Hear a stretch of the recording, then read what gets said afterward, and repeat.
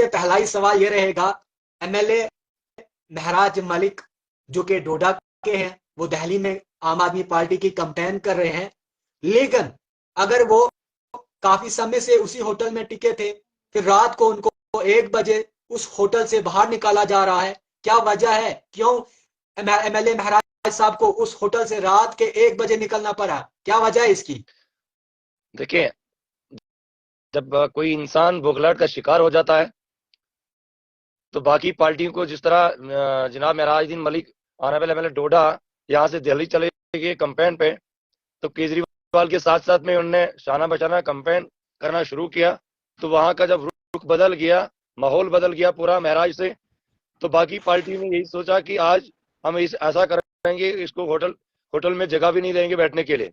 इसलिए महराज साहब को रात के 1 बजे बाहर निकलना पड़ा।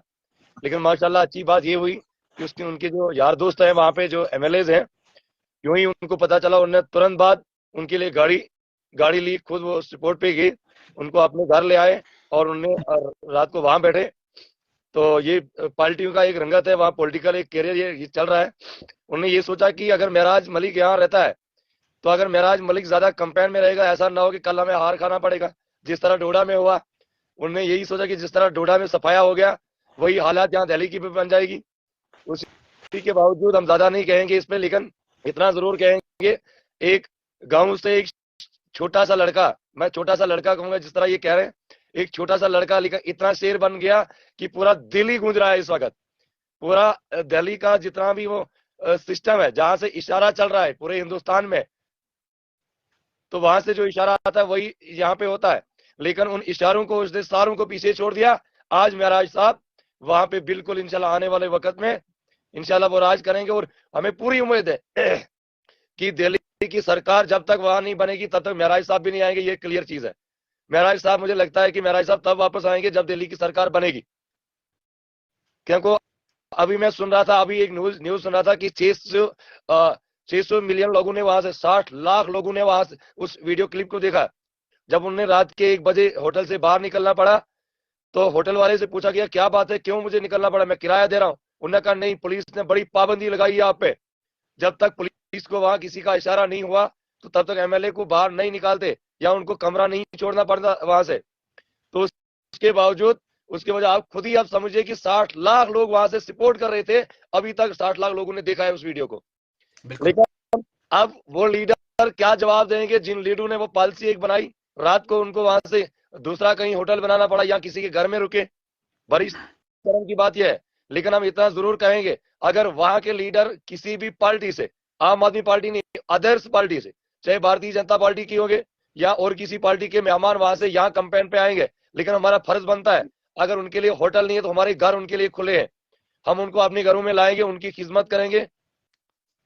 हमें ये तजर्बा है और पार्टी का भी हमें एक ऊपर से एक आर्डर है कि, और पैगाम एक है कि जो भी दुश्मनी करेगा, दुश्मनी करने दो, लेकिन उसको खिदमत करो, उसको मेहमान नवाजी, जिस तरह भी वो करना चाहता है, जिस तरह भी वो चलना चाहता है, यहाँ उनके शाना बशाना साथ पे रहिए। हम ऐसा नहीं करेंगे जिस तरह उन्होंने हमारे एमएलए के साथ किया। वहां के पार्टीज ने, जो पार्टी के लोग हैं, जो पॉलिटिकल्स है, उनने किया, वहां के लोगों ने नहीं। वहां के लोग 100% वहां पे सपोर्ट कर रहे हैं महराज साहब को। तो आने वाले वक्त में इंशाल्लाह ये जो तमाचा आज जो बौखलाहट के शिकार हुए वहां की सरकार, तो उनको ये पता चलेगा। लेकिन जब इलेक्शन हो जाएगा, जब उसका रिजल्ट सामने आएगा, तब जाके बताएंगे कि महराज क्या था। बिल्कुल, आपकी बहुत अच्छी बात है, लेकिन हमारे साथ और 2 मेहमान जुड़े हैं। पहले फयाज भाई से बात करेंगे। फयाज भाई, अस्सलाम वालेकुम। अस्सलाम वालेकुम, आदाब। फयाज भाई, आपका बहुत बहुत शुक्रिया हमारे लाइव शो में जुड़ने के लिए। फयाज भाई, आज आपसे पहला ही मेरा सवाल रहेगा, जैसे एजाज साहब से पहला सवाल रहा था, लेकिन आपसे थोड़ा अलग रहेगा। क्या जो महराज मलिक को रात के 1 बजे होटल से बाहर निकाला, क्या इससे दूसरी पार्टियों पे कितना असर पड़ेगा? जो लोग आम आदमी के खिलाफ वहां थे, क्या वो लोग पलट पाएंगे वापस? देखिए, भाजपा का कहीं ना कहीं गुंडागर्दी करके ये हमेशा, इसने एक ये गुलदस्ता था, एक जमहूरी मुल्क था, लेकिन कहीं ना कहीं जब से भाजपा या पूरे हिंदुस्तान पे काबिज है और सेंटर में जब से भाजपा की सरकार है, देखिए इनको डेवलपमेंट, लोगों की हमदर्दी नहीं है इनको, न ये हिंदुओं के हैं न ये मुसलमानों के हैं। इनको डिवाइड एंड रूल करके ये चाहते हैं कि विपक्ष के जितने भी नेता हों, इससे पहले इन्होंने राहुल गांधी को डिटेन किया बिला वजह, उससे पहले इन्होंने अरविंद केजरीवाल को भी बंद किया हुआ था।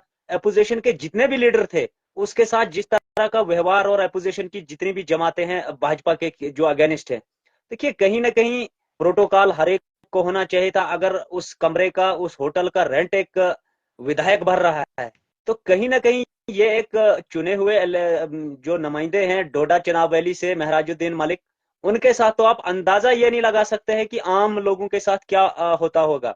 देखिए कहीं ना कहीं भाजपा जो है वो गुंडा राज करने में कहीं ना कहीं कामयाब हो रही है, पूरे जम्मू कश्मीर के अलावा पूरे मुल्क में। लेकिन देखिए लोकतंत्र को खूबसूरत बनाने के लिए ये कोई जमहूरी तरीका नहीं है। हर कोई कंपेन कर सकता है, हर एक लीडर की, हर एक पार्टी की रेस्पेक्ट होनी चाहिए। लेकिन कहीं ना कहीं भाजपा जो है वो जिस मंशूर के साथ, जिस मकसद के साथ वो चुनाव में उतर रही है पूरे मुल्क में, कहीं ना कहीं अब पब्लिक को भी, जो आम जनता है, उनको भी पता चल चुका है कहाँ उन्होंने बहुत बड़ी बहुमत ली थी। तो इस बार तो वो लंगड़ी सरकार है।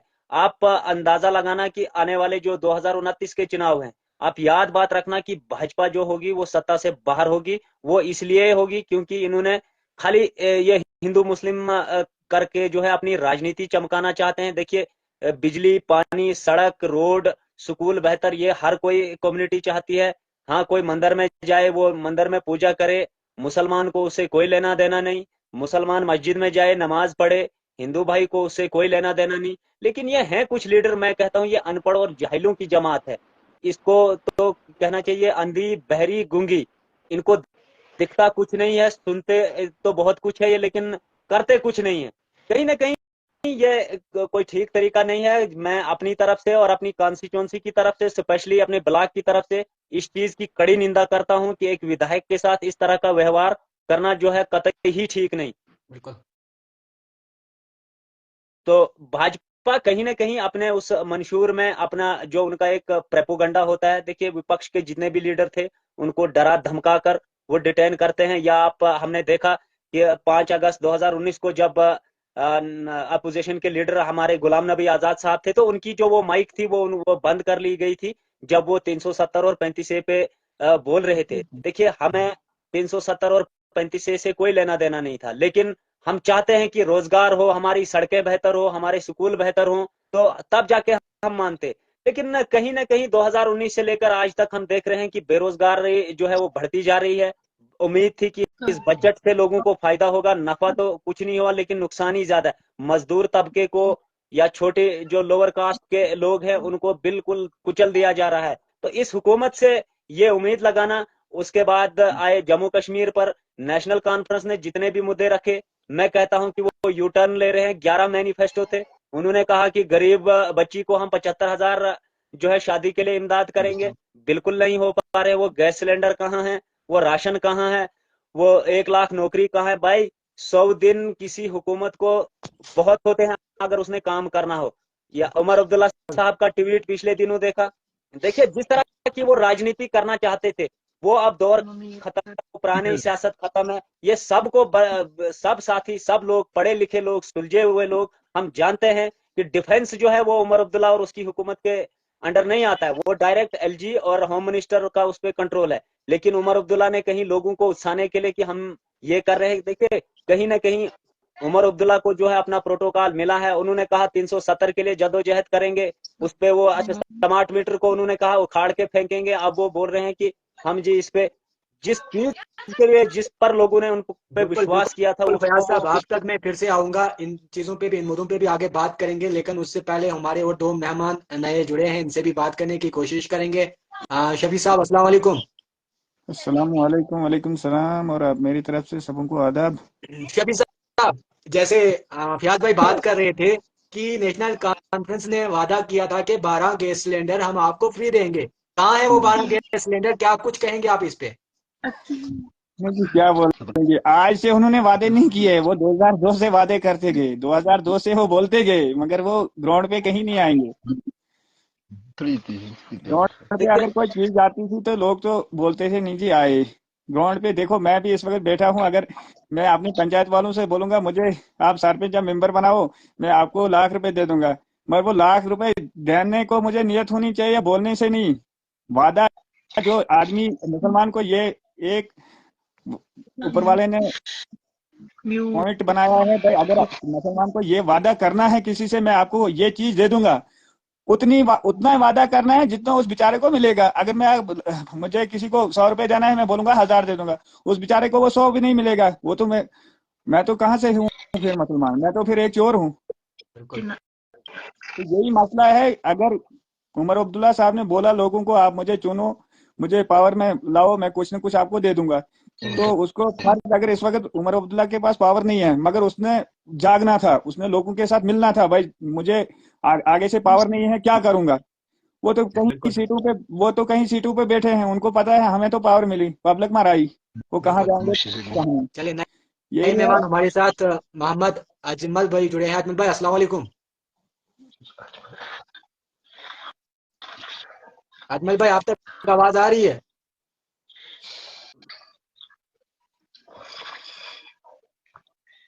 चलिए, शायद इनका नेटवर्क वीक है, लेकिन फिर एक सवाल हमारा फयाज भाई से रहेगा।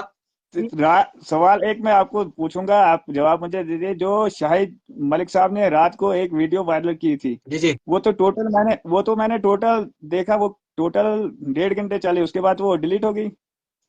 बिल्कुल। देखिए, आपका सवाल सही है।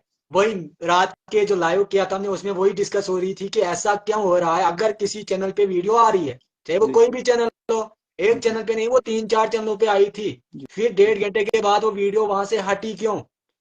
इसका जवाब सीधा सीधा ये है कि वो जो वहां पे ये कह रहे थे कि एडमिनिस्ट्रेशन ने मतलब ऐसे ऐसे किसके हक में निकाला, वो तो आपने देखी होगी वीडियो। लेकिन मेरे हिसाब से एडमिनिस्ट्रेशन का जो कोई नोटिस थी, वो तो कुछ प्रूफ था ही नहीं उनके पास, जिसकी जी वजह से वो वीडियो हटा नहीं पाए। क्योंकि मेरा अच्छा एक खास मतलब करीबी है, जिसने भी उनकी वो वीडियो कॉपी की थी, अपने यूट्यूब चैनल पे डाली थी। क्योंकि वो फेसबुक पे लाए थे, जैसे उन्हें एंड किया, उसने डिलीट कर डाउनलोड करके आपने यूट्यूब पे डाली, और उसको भी उनकी तरफ से कॉल आई कि भाई मेहरबानी करके आप इस वीडियो को हटाओ। उसने बोला ये तो अभी चैनल पे अपलोड हुई, मैं क्यों हटाऊं? बोला कि भाई आपकी मेहरबानी, आप जितनी भी वीडियो हमारी यूज करो, हमारी ये वाली वीडियो अपने चैनल से हटाओ। यानी कि कहीं ना कहीं जो वो बात कर रहे थे, अभी उसकी कोई मतलब नोटिफिकेशन नहीं निकली थी, लेकिन उन्होंने शायद सुना होगा, क्या असली क्या मालूम, क्या पता क्या होगा। लेकिन जहां तक वो वीडियो थी, शायद उसमें रियलिटी नहीं थी, सीधी जो नहीं, बात है। देखो मसला ये है, अगर एडमिनिस्ट्रेशन बैठी है तो अगर उन्होंने कुछ ऑर्डर निकाला है वो तो ठीक है। आर्डर मत था सामने, अगर आर्डर सामने होता तो वो वीडियो डिलीट नहीं होती, ये वही तो बात है। ये जो दूसरे नहीं साथी पैनल पे बैठे हैं, इनसे हमारी गुजारिश है कि इस्माइल भाई होस्ट हैं, सवाल करना इनका हक है। देखिए होस्ट चलिए, ये है, अब ये इनका भी जो इनका कहेंगे। भी सही इनका भी सही है, देखिए क्योंकि ये भी सोच रहे थे वो हम वीडियो अगर आई हम हम वो डिलीट हम क्यों ये हुई। नहीं बोल रहे हैं कि ये गलत बोल रहे हैं, हम ये बोल रहे हैं कि एक मेमोरेंडम होता है, एक डेकोरम होता है किसी भी डिबेट का। आप बिल्कुल होस्ट हैं, सवाल आपका है, और जवाब देना जो है हमारा बिल्कुल काम, फयाज हम आपको भाई, चलिए सवाल छोड़िए नहीं इस बात करते। को। आपसे मेरा एक सवाल रहेगा फयाज भाई। आपको बताते चलूं, 5 तारीख को एक बहुत बड़ी मीटिंग होने जा रही है, जिसमें 15 बड़े ऑफिसर बैठेंगे। और सुनने में आ रहा है कि अगर ये बिजली 5 तारीख को प्राइवेट हो गई, तो जम्मू कश्मीर का क्या होगा? देखिए इस्माइल भाई, मैं पहले भी कहता आया हूं, जितना मेरा कद है, जितना मेरा वजूद है, मैं कहता आया कि भाजपा से कहीं ज्यादा धोखेबाज कोई अगर जमात है, वो नेशनल कॉन्फ्रेंस है। हुकूमत में वो है, हम मानते हैं, लेकिन रोजी उनके हाथ में नहीं है, हम उनको अपोज करते हैं। एक एसआरओ पे उनका वो सिस्टम चल रहा है, आप देख रहे हैं, पहले दादा, फिर बेटा, अब पोता, अब उसके आगे पोता। आने वाले को और जी, आपकी एसी आवाज बड़े कट बड़े रही है। महलों में बैठने वाले को क्या पता होगा गरीब के दुख दर्द का। प्रोटोकॉल चले था कश्मीर की आवाम के साथ, उन्होंने कश्मीर की गरीब आवाम को जो है हमेशा से ही नेशनल कॉन्फ्रेंस ने उनके खून को जो है लोहू लोहान किया, उन्हें बिल्कुल। बड़े मुल्क में जाके आपकी पढ़ा आवाज कट लिया। रही है फयाज भाई, आपकी आवाज कट रही है, साफ नहीं आ रही है। शायद नेटवर्क प्रॉब्लम होगी। अपने जो जी जी। बच्चे हैं इस खानदान के, उन्होंने बाहर मुल्कों में पढ़ाए, और गरीब के बच्चों को उन्होंने जो है बंदूकें थमा दी। ये सिर्फ नेशनल कॉन्फ्रेंस की देन है। उसके बाद जब इन्होंने सत्ता में आना था, अगर ये ज्यादा चलाएंगे ना इस्माइल भाई, अगर उमर अब्दुल्ला ज्यादा कहीं दिखाएगा ना मैं हूं, अब याद बात रखना, ये तिहाड़ जेल में होगा वो। कि इसके बाप ने जो स्पोर्ट्स में जो इसने करप्शन की हुई है ना, करोड़ों का घोटाला, उनके पास जम्मू में इतनी लैंड है, 200 या 250 कनाल की जमीन है, पता सब कुछ है। अगर ये ज्यादा फड़फड़ाएंगे ना, ज्यादा भाजपा के खिलाफ बोलेंगे, ज्यादा प्रोटेस्ट करेंगे, पहले भी इन्होंने ड्यूरिंग इसमें इनसे सांठ गांठ करके इनसे कहा था कि हमें हाउस अरेस्ट करना, ताकि पब्लिक ये ना सोचे कि ये, देखिए नेशनल कॉन्फ्रेंस पे उम्मीद करना, पहले तो ये स्मार्ट मीटर के खिलाफ थे। देखिए हर जगह वही बात आ रही है, वो मार किसको पड़ेगी? गरीब को ही पड़ेगी ना, अमीर को। आज मैं वो पूरा जो उन्होंने बजट उस पे पूरा मैंने एक लेसन पढ़ा। देखिए जितना भी एम्प्लॉयड है, तनख्वाह कोई ले रहा है तो साल का उसका हो गया 12 लाख रुपए, तो उसको कोई इंटरेस्ट नहीं देना है। 12 लाख पे उसने कोई इंटरेस्ट नहीं देना है। आप मुझे ये बताओ कि मजदूर के लिए क्या फायदा है उसमें? अगर इंटरेस्ट टैक्स नहीं ले रही है सरकार, तो मजदूर को क्या फायदा है? नंबर 2, इन्होंने कहा कि किसान क्रेडिट में जी हम 2-3 लाख के बजाय जी 5 लाख, यहाँ थोड़ी सी उम्मीद है। लेकिन वहां से आप एक साइड से पढ़े लिखे नौजवान को ये लोन दे रहे हैं, दूसरी साइड से जम्मू कश्मीर बैंक, मैं कहता हूं कि मोदी जी ने तो बड़े बड़े चीजों का नाम चेंज कर दिया, लेकिन काश इस जम्मू कश्मीर बैंक का भी नाम चेंज कर लेता। जो पढ़े लिखे हमारे नौजवान हैं, वो अगर बैंक से लोन लेते हैं, अगर बैंक वालों को हमारा देना होगा तो वो 1 रुपया हमें इंटरेस्ट देते हैं हमारे पैसे का, तो अगर उनका 1000 रुपए हमारी तरफ होगा तो वो 14 रुपए एक्स्ट्रा लेते हैं। भाई आप नौजवानों के लिए आपके पास कोई पॉलिसी नहीं है, चाहे नेशनल कॉन्फ्रेंस है चाहे भाजपा है। आप देखेंगे थोड़ा समय और गुजर जाएगा, 11 मैनिफेस्टो है। इन्होंने कहा था कि old age pension, widows, disable person के लिए भी इन्होंने कहा था कि हम 3000 देंगे। ये नहीं कर पाएंगे, इनसे उम्मीद करना बिल्कुल एक भैंस के आगे बीन है। तो लेकिन थोड़ा सा मैं आपको रुकना चाहता हूँ। 3000 इन्होंने किया था, मगर जो पहला का विचारों का 500 या 300 निकलता था या 1000, वो भी इन्होंने बंद कर दिया। वही मैं कह रहा हूं कि हर साइड से जो है गरीब को मार बज रही है। इन्होंने कहा था कि राशन डबल देंगे, यार कहां से आप डबल देंगे? आप उस पुराने प्रोटोकॉल को, 370 से पहले जम्मू कश्मीर का चीफ मिनिस्टर एक वजीर आजम की हैसियत रखता था। आपको जो गवर्नर कहेगा, जो होम मिनिस्टर कहेगा, और जो सेंटर की सरकार, आप अगर आप ये ज्यादा बोलेंगे ना, एनसी नेशनल कॉन्फ्रेंस वाले, याद बात आप रखना, ये सच्ची बात है और ये हकीकत है। अगर ये कहीं प्रोटेस्ट करेंगे ना भाजपा के खिलाफ, उमर साहब को अगर सेंटर की सरकार नहीं मान रही, भाई 70 एमएलए आपके साथ हैं सरकार में, जाओ जरा दिल्ली में करो जंतर मंतर पे प्रोटेस्ट। अगर आपने प्रोटेस्ट करने की हिम्मत की तो आप वहीं, तिहाड़ जेल तो उधर ही नजदीक है। वो इसलिए कि आप करप्शन से लथपथ हो। आपके बाप ने जो है, फारूक साहब ने, स्पोर्ट्स का जो घोटाला है, वो शायद जम्मू कश्मीर में सबसे बड़ा घोटाला है उसका। बिल्कुल फयाज भाई, लेकिन एक और सवाल यहाँ से निकलता है कि आप कह रहे हैं उमर अब्दुल्ला कुछ नहीं कर सकते और अभी तक किया भी नहीं जो इनने मैनिफेस्टो में बताया था।